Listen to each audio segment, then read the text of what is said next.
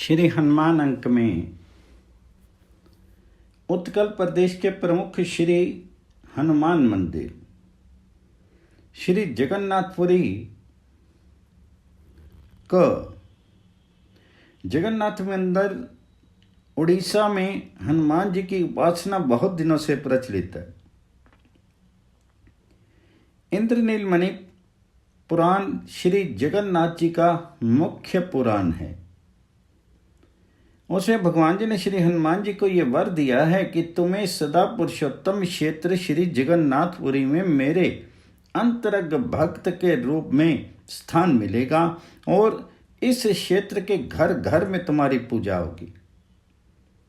केवल इतना ही नहीं, वहां की ध्वजा पर भी कपि चिन्ह बना रहेगा। इसलिए श्री जगन्नाथ मंदिर के पूर्व द्वार पर फतेह हनुमान, पश्चिम द्वार पर वीर हनुमान, उत्तर द्वार पर तपस्वी हनुमान और दक्षिण द्वार पर 12 भाई हनुमान विद्यमान हैं। मंदिर में आने वाले यात्रीगण हनुमान जी के इन विग्रहों का दर्शन करते हुए भीतर आते हैं। ख है श्री मकर ध्वज हनुमान। श्री जगन्नाथपुरी के मुख्य मार्ग पर श्री मकर ध्वज हनुमान जी का अत्यंत विशाल मंदिर है।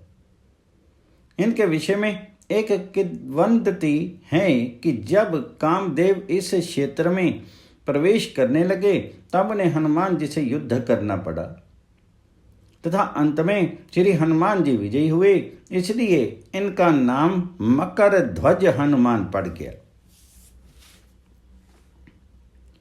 इनकी एक मुख्य विशेषता यह है कि मूर्ति के एक हाथ में तलवार तथा दूसरे में काम विजय प्रतीक स्वरूप विजय ध्वज है। यहाँ के श्री हनुमान जी का दर्शन करने से हृदय का काम भाव निवृत्त होता है। ग है माता अंजना। श्री जगन्नाथ जी के प्रिय उद्यानों में जिसे जगन्नाथ वल्लभ उपवन कहा जाता है, हनुमान जी की माता अंजना देवी का एक स्वतंत्र मंदिर है। उसमें माता अंजना की एक पाषाण मूर्ति स्थापित है। उनका ध्यान मंत्र इस प्रकार है। तपाए हुए सोने के समान जिनकी शीर कांति है, जिनका अत्यंत सुंदर वानर आकार मुख है, जो विभिन्न प्रकार के आभूषणों से भूषित हैं, जिनके हाथ वरद एवं अभय मुद्रा से युक्त हैं, जो संपूर्ण सौभाग्य को देने वाली, विशाल कानन में निवास करने वाली और सदा पद्मासन में स्थित रहती है, उन हनुमान जी की माता अंजनी देवी की मैं वंदना करता हूँ। घ है श्री सुरंग हनुमान। कहावत है कि श्री जगन्नाथ मंदिर से अंजनी देवी जी तक एक गुप्त सुरंग है। उसी सुरंग के द्वार पर प्राय 8 फुट ऊंची आंजनेय हनुमान जी की भव्य मूर्ति है। ये हनुमान जी श्री जगन्नाथ जी के उद्यान के रक्षक हैं। अक्षय तृतीया के दिन जिस समय श्री जगन्नाथ जी की प्रतिमूर्ति नौका विहार के लिए उद्यान में आती है, उस समय वे श्री सुरंग हनुमान जी की अनुमति लेकर ही उस उद्यान में प्रवेश करते हैं।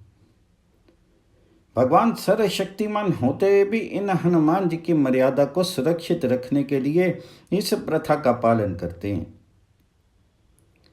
ड है श्री कानपाता हनुमान। समुद्र का भीषण गर्जन श्री जगन्नाथ मंदिर के दर्शकों के भजन तथा स्मरण में बाधा दिया करता था। गर्जन की उस भीषण ध्वनि को रोकने के लिए भगवान ने हनुमान जी को आदेश दिया। आदेश पाकर के हनुमान जी ने अपना विशाल रूप धारण किया और उस भीषण शब्द को रोक दिया। विशालकाय हनुमान जी के उस शरीर को भेद करके समुद्र का गर्जन स्वर मंदिर के भीतर प्रवेश नहीं कर सका। ये एक सत्य बात है कि नगर के चारों ओर समुद्र का गर्जन होते हुए भी श्री जगन्नाथ जी के प्राचीर के अंदर ये शब्द सुनाई नहीं पड़ता। ये हनुमान जी श्री जगन्नाथ मंदिर के दक्षिण द्वार पर अवस्थित हैं और इनके विग्रह की ऊंचाई 18 फुट है। इन्हीं बृहदाकार हनुमान जी को कान पाता हनुमान का शब्द भेदी हनुमान कहा जाता है। च है श्री बेड़ी हनुमान अर्थात श्रृंखला हनुमान। पुरी के बेड़ी हनुमान की बड़ी प्रसिद्धि है। इनको पुरी के लोग दरिया हरद हनुमान कहते हैं। इनका इतिहास भी बड़ा अनोखा एवं रमणीय है। पहले समुद्र की उताल तरंगमालाएं बारंबार श्री पुरुषोत्तम क्षेत्र पुरी में प्रवेश करके प्राचीन बस्तियों को नष्ट कर देती थी। इन बस्तियों में अथार्वन आंगिरसों के प्रसिद्ध आश्रम थे। बार बार समुद्र द्वारा क्षतिग्रस्त होने पर उन्होंने श्री जगन्नाथ जी से अपने संरक्षणार्थ प्रार्थना की। ये सुनते ही भगवान ने हनुमान जी से आने वाली लहरों को रोकने के लिए कहा। महाविक्रमी हनुमान के चक्र तीर्थ पर दंडायमान होते ही समुद्र उनका उल्लंघन नहीं कर सका, परंतु हनुमान जी कभी कभी श्री जगन्नाथ जी के दर्शनार्थ चले जाते थे। उनके चले जाने पर समुद्र अंगिरसों के स्थान को जलमग्न कर दिया करता था। इस पर उन्होंने भगवान जी से पुनः प्रार्थना की। तब श्री जगन्नाथ जी ने एक स्वर्ण श्रृंखला देते हुए उनसे कहा कि इससे आप लोग श्री हनुमान जी को बांध लें। वास्तव में श्री हनुमान जी को कोई भी बांध नहीं सकता, परंतु बेड़ी के प्रत्येक भाग में राम नाम लिखा रहने के कारण श्री हनुमान जी उसे तोड़ नहीं सके, जिससे चिरकाल के लिए समुद्र की सीमा निर्धारित होगी। चक्र तीर्थ के निकट इन्हीं बेड़ी हनुमान का स्थान है। 6 है श्री सिद्ध हनुमान। इन सिद्ध हनुमान जी का इतिहास श्री जगन्नाथ जी के इतिहास से ही गुम्फित है। इंद्रनील मणि पुराण के वर्णन के अनुसार राजा इंद्रधुम्न जिस समय श्री जगन्नाथ क्षेत्र के उन्मोचन के लिए आए, उस समय वे अत्यंत दुर्बल हो गए थे। यहाँ तक कि वे जगन्नाथ जी के दर्शन पा सकने की आशा तक छोड़ चुके थे। उसी समय सहसा एक उज्ज्वल प्रकाश दिखाई पड़ा और उसी प्रकाश के बीच हनुमान जी ने प्रकट होकर के कहा, मैं युग युग से इस मंदिर की रक्षा करता आ रहा हूं। मेरे बाल से बलवान होकर के आप 1000 हाथ ऊंचे एक मंदिर का निर्माण कीजिए और उसी में श्री जगन्नाथ जी की प्रतिष्ठा कीजिए। मैं सिद्ध हनुमान के रूप में विख्यात होऊंगा।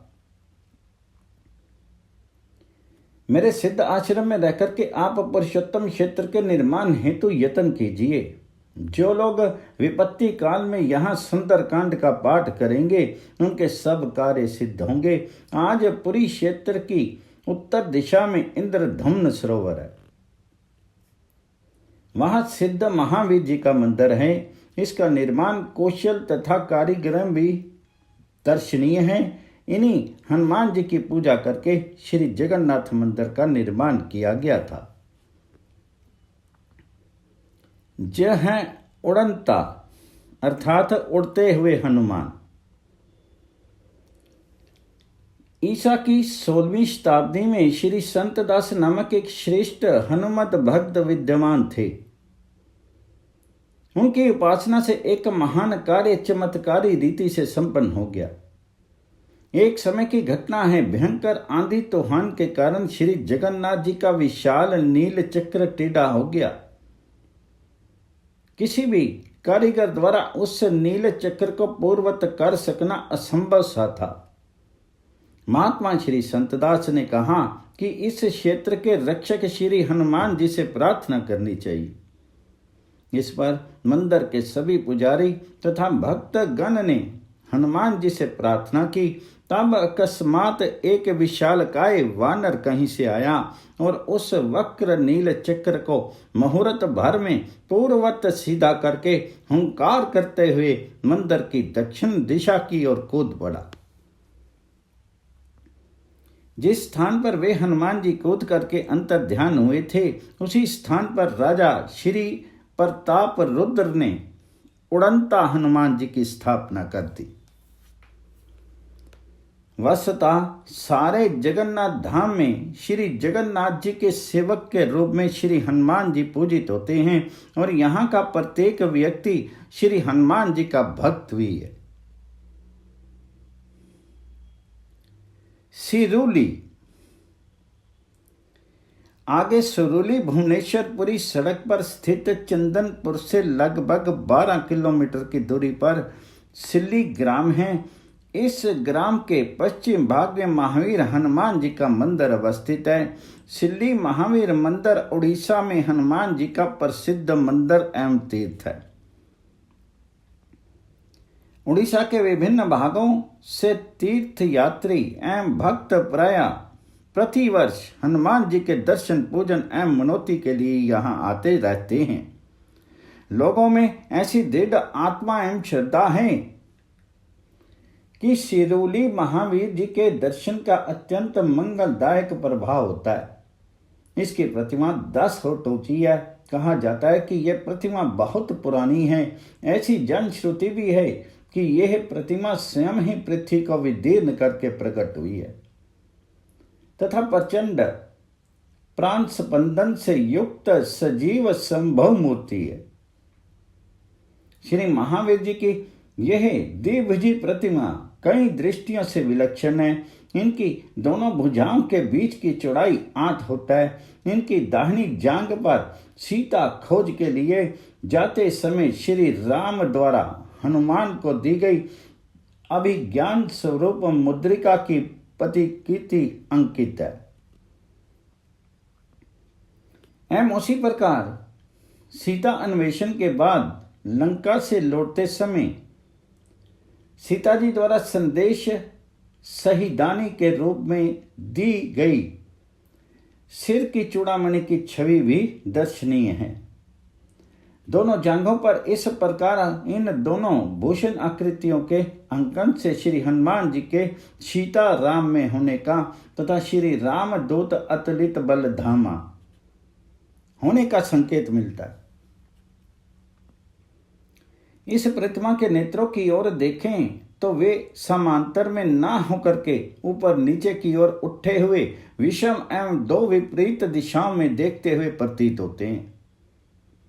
इस महावीर मंदिर की दक्षिण दिशा की दीवार में पश्चिम अभिमुख एक छोटा सा झरोखा है। इस झरोखे से श्री महावीर जी पुरी स्थित श्री जगन्नाथ मंदिर के शिखर पर स्थापित नील चक्र को अपनी बाईं आंख से देखते रहते हैं। प्रातःकाल सूर्य उदय के समय महावीर जी की मूर्ति के पास खड़ा होकर के देखने से दर्शक को श्री जगन्नाथ मंदिर के शिखर का नील चक्र दिखाई पड़ता है। अतः मूर्ति की यह दृष्टि भंगिमा ठीक ही है। महावीर जी का दक्षिण नेत्र यहाँ से दक्षिण दिशा में स्थित लंका पर टिका हुआ है, जिससे राक्षसी शक्तियां उस दृष्टि के नियंत्रण में रहते हुए कोई उपद्रव न कर सकें। कटक आगे कटक तिनकोनिया बगीचा में श्री हनुमान जी का एक मंदिर है। वहाँ श्री संप्रदाय के वैष्णव द्वारा हनुमान जी की पूजा होती है। यह नगर का एक प्रधान मंदिर है। मंदिर में श्री हनुमान जी के विग्रह के अतिरिक्त श्री राम जी तथा शिव जी के भी विग्रह हैं। पवन पुत्र हनुमान जी की जय।